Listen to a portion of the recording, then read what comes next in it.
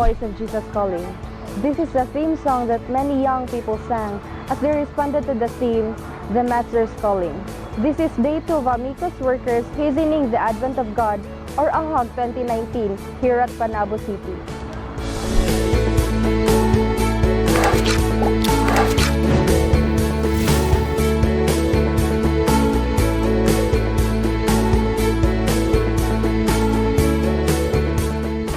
Our part in this program, we present this topic about godliness, and I'm so happy to share this one to the people, especially to our non-Adventist visitors, that to attain true godliness, we should be resting in Jesus, resting in His Word, resting in His will. As a married couple, we will advise the youth to always pray to Jesus for guidance, to choose who are you going to marry, so that later on you will have a wonderful relationship as a family together with your children.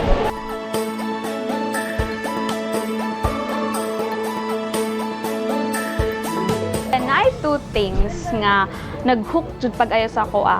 First is katong craft, which is dapat na ay care, dapat na ay respect, dapat na ay acceptance, dapat na ay forgiveness and trust. So kapag naada na sa isa ka relationship is mahimong successful na siya. And also, another key, dapat nga naay spiritual unity. Because pag naa daw si Christ sa center sa inyong relationship, walay butang nga makaguba sa inyong relationship. If you are walking kamong duha with God, and so naay peace ang inyong life.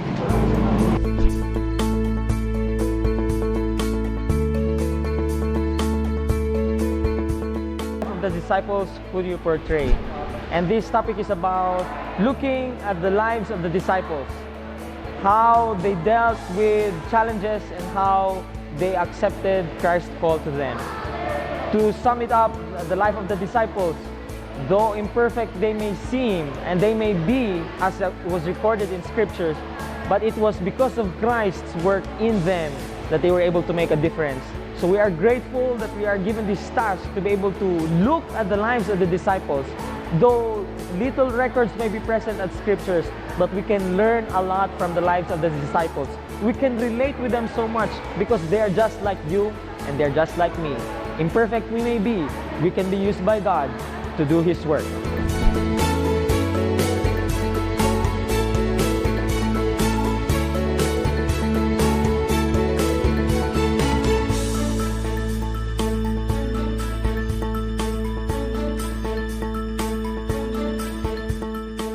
Life of disciples that I choose is very important, or gives me a greatest impact kay tungod nga makabaluta diri kung unsa jud ang kinabuhi sa disciples, and kabaluta nga they are chosen by God.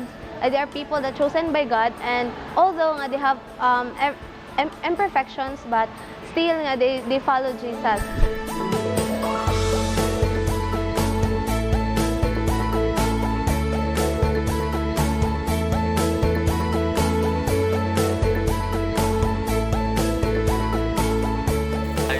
About the ideal way of life. Now, the ideal way of life for us Christians is to follow the Word of God. Since God is our Creator, He is the one who knows what is ideal for us. Now, we live in a world that is full of sin and pain and suffering, and it is far from the ideal. But God has given us the principles and how to live the ideal way.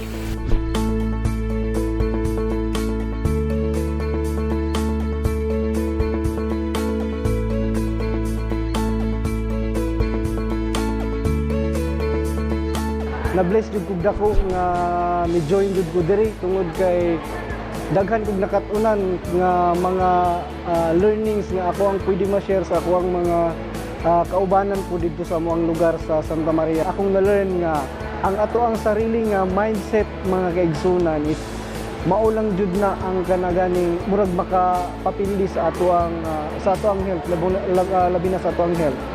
So kung ang imong mindset mga igsunan nga mga meat eater ka, so kung ato ang ikumpara sa mga vegetarian is mas dako ka ng percentage ang mga meat eater nga dali mamatay.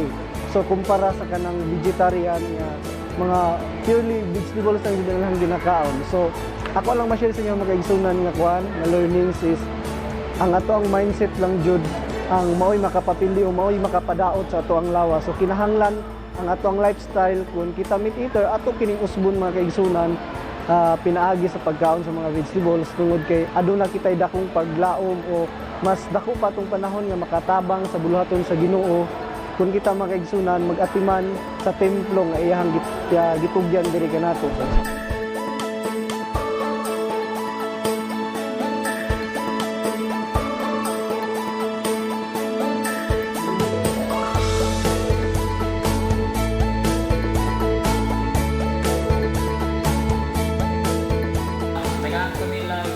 Topic nga ako i-lecture ang how to be effective in giving Bible study.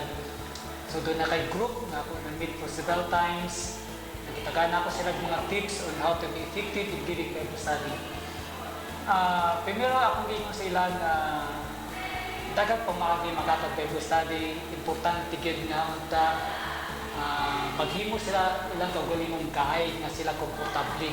Libo sa naghimo kong mga 6 kabog guys, akong combine talaghimo kong akuha. Akong gino na sila nga unta kung maghimo sila set of topics. Kana bang ilang arrange nga mura ba sila nagtanaw o kanang telenovela nga na series para nindot ba ang pagka-presenta.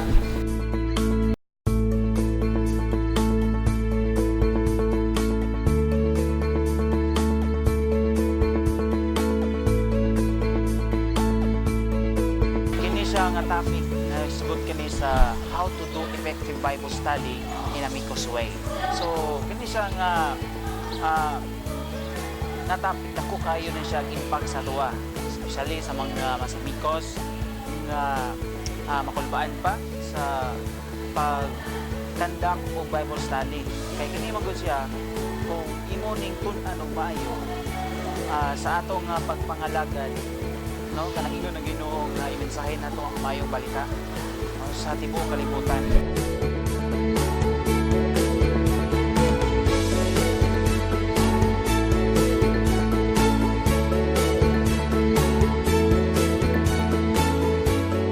So as part of the breakout session wherein we held for the life of constant prayer and devotional life, so what we did is we discussed some practical steps and principles wherein young professionals and students like us can have and can develop a way that they will have this relationship with the Lord, a personal relationship with the Lord that is constant and abiding. So, we tackle on Ezra 7 verse 10, it says that Ezra prepared his heart to seek the law of the Lord, to do it, and to teach to Israel statutes and judgment. So we have 4 breakout sessions. On the first one, we tackle about the preparation of heart, and the second part is to seek the law of the Lord and to do it, where we talk about how to study the Bible, part 1 and 2, and the third part we do nurturing and discipleship. So we share about friendship ministry and share about testimony, and as well on the last day we did United Bible Study.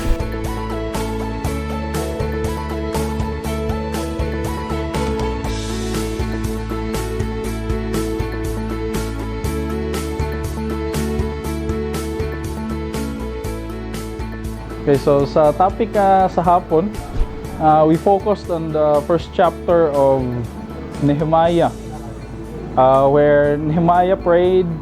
He asked God for guidance. He asked God to hear him, hear his prayers, and also the servants that are seeking his name in rebuilding the wall of Jerusalem. He asked for the guidance. He asked for the blessings. Though they were sinful, still God clinged to, God never failed them, His promises.